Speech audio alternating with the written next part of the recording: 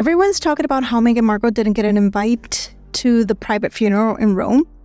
That, my friends, is the wrong story. The real story is that her private outreach became public, and that only happens when the room wants you exposed and not included, which is bad news for Meghan Markle.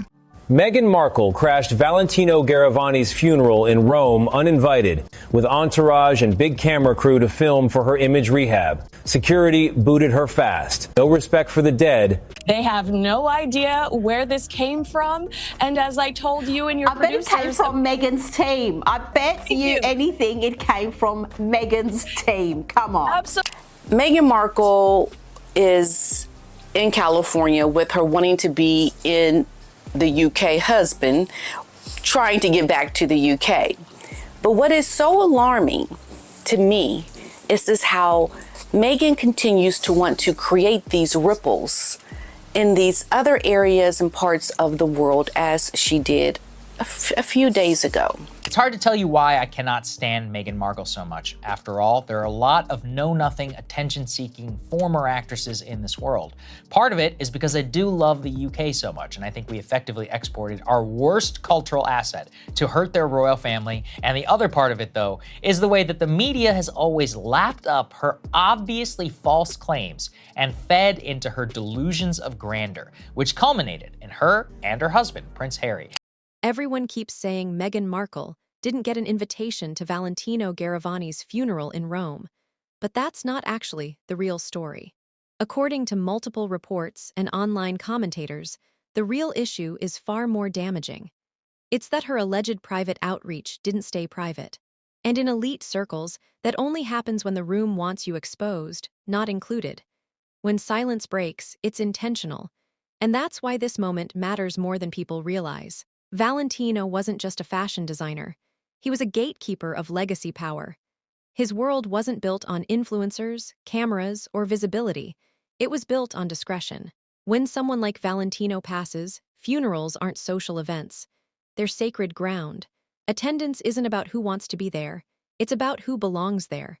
If you're part of the inner circle, the invitation comes quietly. If you're not, no amount of outreach changes that. And most importantly, nobody talks about it afterward. That's why, according to reports, the buzz around Meghan Markle's alleged attempts to gain access raised alarms. Fashion insiders quoted by tabloids claim that shortly after Valentino's death was announced, Meghan began reaching out to people connected to his inner circle. Not to issue a public tribute, not to mourn quietly, but, according to these sources, to secure a seat among the fashion elite attending the private funeral in Rome. These claims have not been confirmed by Meghan or her team, but they've been repeated across multiple outlets, which is exactly how reputational damage begins. Here's the uncomfortable truth about elite culture. Wearing a designer doesn't mean you knew them. Millions of women have worn Valentino. That doesn't make them family, confidants, or legacy friends. Funerals like this aren't about admiration. They're about relationship history. And according to commentators, that history simply wasn't there. Which is why, allegedly, the answer came back as a firm no. But rejection alone is what made this situation explosive. What made it career-defining is that it didn't remain private. In worlds like fashion, royalty, and old-money Hollywood, leaks are weapons. If your name ends up attached to a failed attempt at access, it's because someone allowed it to. Silence protects insiders. Exposure disciplines outsiders. And that's why this moment reportedly landed so hard behind the scenes. What makes it even more striking is the timing. While reports claim Meghan was in California making calls and testing connections, Prince Harry was thousands of miles away in London, struggling through a tense legal battle in the High Court. Observers say his testimony didn't go well. He reportedly argued with lawyers, went off on tangents, and had to be corrected by the judge multiple times. At one point, he allegedly became emotional while speaking about his wife, despite the case involving articles written years before they even met. That detail stood out to many watching. Why bring Meghan into a case that predates her entirely? Commentators suggested it revealed just how deeply intertwined his legal battles have become with her emotional narrative. And while Harry was being publicly scolded in court, Meghan reportedly did not fly to London to support him. Instead, sources placed her firmly in California during the same window, focused on what insiders described as ongoing efforts to rebuild her image within elite circles. This contrast feeds into a pattern critics say has been building for years. Harry wants reconciliation with his past. Meghan wants validation from elite spaces that never fully accepted her. And those goals don't align. You can't be half royal insider and half Hollywood climber. Legacy institutions demand loyalty, silence, and patience. Hollywood demands relevance, buzz, and constant reinvention. Trying to play both sides leaves you stranded in the middle. This isn't the first time Meghan has been linked to high fashion access attempts. During Paris Fashion Week, reports previously claimed she reached out directly to designers to attend shows. In one case, a creative director later confirmed that she contacted him personally to request attendance. She got in, but critics argue that access isn't the same as acceptance. Anyone with enough leverage can get a seat. Belonging is something entirely different. Elite spaces operate on unspoken rules.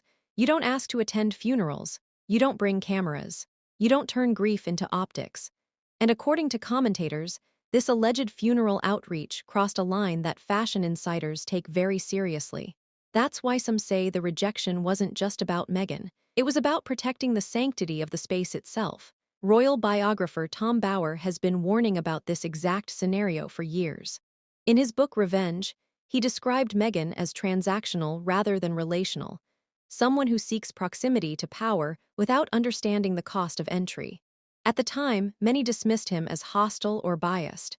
But lately, his predictions seem to be aligning with reality in uncomfortable ways. Netflix rankings reportedly underperformed. Spotify ended its deal. Lifestyle content failed to connect. Fashion invitations became harder to secure. And now, according to reports, even funerals are off-limits. Bower has argued that the core issue isn't hate. It's credibility. Successful lifestyle figures don't just perform authenticity, they live it. Audiences can sense the difference almost instantly. What's happening now, according to media analysts, is more dangerous than backlash. It's indifference. Outrage fuels engagement. Indifference ends relevance. The headlines don't land the way they used to. The reactions are quieter. The coverage feels tired. And that's why this Valentino funeral story didn't explode the internet. It barely surprised anyone. That reaction says everything. A reported attempt to leverage proximity to legacy power didn't shock people. It confirmed expectations. And once expectations harden, brands stop answering calls. Studios stop returning emails. Designers stop making exceptions. Doors don't slam shut. They simply stop opening. Meanwhile, Harry appears increasingly isolated. His legal battles continue. His public image in the UK remains strained. And while he reportedly wants reconciliation, every new controversy pushes that possibility further away. The irony is that, in trying to protect his wife from media scrutiny, he's ended up amplifying it himself. According to commentators, this moment represents a crossroads. Meghan's Hollywood strategy appears stalled. Fashion elites are signaling disinterest. Streaming platforms have moved on, and the public mood has shifted from fascination to fatigue. This isn't collapse by scandal. It's collapse by irrelevance. Tom Bower once said the opposite of love isn't hate. It's indifference. And if recent events are any indication, that phase has arrived. Not with a bang, but with a quiet refusal to play along. So when people ask whether Meghan Markle crashed a funeral or failed to get an invitation, they're missing the point. According to reports, the real damage wasn't the no. It was the leak. It was the message that said, without saying it directly, you don't belong here. And while Meghan was allegedly chasing elite acceptance, Harry was standing in a courtroom, being corrected by a judge, arguing cases that no longer resonate with the public. Two people, two goals, moving in opposite directions. That tension can't last forever. The question now is whether this brand can be saved. It's whether anyone powerful enough still wants to save it. Because once elite spaces decide you're more trouble than you're worth, the end doesn't come loudly. It comes quietly. And by the time you notice, it's already over. So what do you think? Are we watching long-standing predictions play out step by step? Or is this just another exaggerated media moment that will fade away like the others? Drop your thoughts in the comments. And if you want more deep dives into the stories behind the headlines, Make sure you're subscribed with notifications on.